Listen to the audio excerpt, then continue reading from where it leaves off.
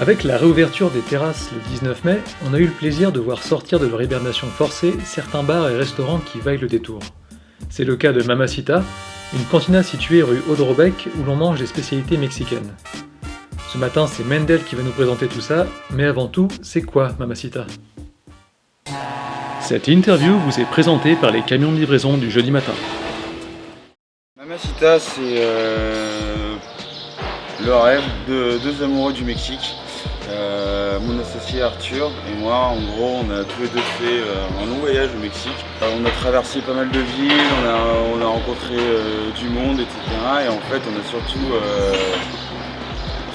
suraimé la cuisine mexicaine. En gros, on a adoré la cuisine mexicaine et à partir de là, on s'était mis en tête de monter un projet autour du Mexique. Donc ça a pris quelques années, le temps que ça mûrisse bien et en gros depuis 2 ans on avait bossé pour monter ce restaurant-là. Donc l'objectif c'était de reproduire ce qu'on avait goûté quand on était là-bas. Donc la recherche des saveurs, les recettes, essayer d'être le plus fidèle possible, etc. Et c'est pour ça que moi qui n'ai aucune formation en cuisine, en fait, pendant 1 an et demi, j'ai fait que de bosser des recettes pour arriver à ce fameux goût mexicain qu'on avait connu et qui nous avait tant ravis. Ok. Justement, j'avais une question par rapport à la cuisine mexicaine, parce que c'est une cuisine qui est assez riche et avec des ingrédients qui ne sont pas forcément facilement trouvables en France, certains ingrédients traditionnels.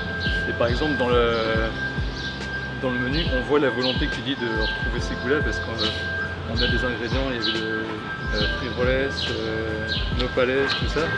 Ouais. Du coup, je voulais savoir si c'est des choses qui sont faciles à trouver pour toi ici. Après, quand on cherche, on trouve. Ouais. Quand on cherche, on trouve. Pour les frijoles, tu sais, c'est une recette de purée d'haricots rouges. Donc jusque-là, c'est pas encore trop compliqué à trouver. Après, oui, pour ce qui est des épices, etc., il y en a pas mal qui viennent du Mexique. Il y en a pas mal qui viennent de là-bas parce que ça ne pousse que là-bas. Ouais. Le nopal, comme tu disais, c'est un cactus qui ne pousse qu'au Mexique. Donc c'est pareil, ça vient de là-bas, mais c'est des histoires. On arrive quand même à se fournir, et pour le reste, on a des produits français pour les viandes, etc. Donc tout ça c'est du local et ensuite le plus gros ingrédient c'est la farine de maïs. Ça, je suis obligé de la faire importer du Mexique parce que sinon on retrouve pas la texture et la saveur en fait des tortillas qu'on voit là-bas. Et du coup, est-ce qu'il y a un plat du Mexique qui te manque vraiment, un truc que vraiment si tu pouvais l'importer ici tel quel, vraiment dans la façon la plus traditionnelle possible, c'est quoi? Honnêtement, ce qui me revient le plus facilement en tête là, c'est un super ceviche que j'avais mangé à Puerto Escondido. C'est un petit bled de pêcheur. Ouais. Et le poisson était super frais, il était mariné aux agrumes et avec des citrons mexicains. Et ça, pour le coup, même avec toute la bonne volonté du monde, j'arriverais pas à le refaire parce que voilà, c'était un poisson qui était dans le Pacifique. Et tous les fruits que tu vas manger là-bas, en gros, quand tu te balades du nord au sud, c'est tellement grand que chaque région a ses propres fruits. En fait, tu peux avoir 5 variétés de mangue, tu fais 5 villes différentes, tu as 5 variétés de mangue, les avocats c'est pareil, et rien n'a le même goût en fait. Et donc, c'est compliqué d'en avoir un vraiment. Tu vois, je t'ai sorti le ceviche, mais d'en avoir un vraiment, non, c'est une globalité en fait. Ouais. C'est vraiment la cuisine mexicaine dans son ensemble, parce qu'il y avait des petits trucs. Ça passe. Ouais, en fait, en gros, le Mexique c'est tellement grand que tu peux prendre le même plat et en fait d'une ville à l'autre, ouais. C'est la même recette, mais ça n'a pas le même goût parce que ce sont des ingrédients, c'est vraiment local en fait. C'était ça qui faisait plaisir par rapport à ce qu'on a nous ici, c'est que chaque région a ses petites spécialités. Maintenant, en France par exemple, tu vois, le camembert tu le retrouves en Normandie, mais tu le retrouves à Marseille. Ouais. Tu vois, t'as tout un tas de choses en fait qui font que c'est plus globalisé.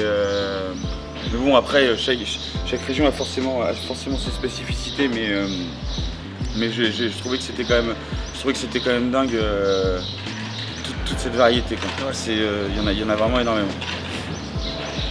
Du coup, ça donne bien envie de passer en cuisine pour voir cette coupe. C'est une bonne idée, ça.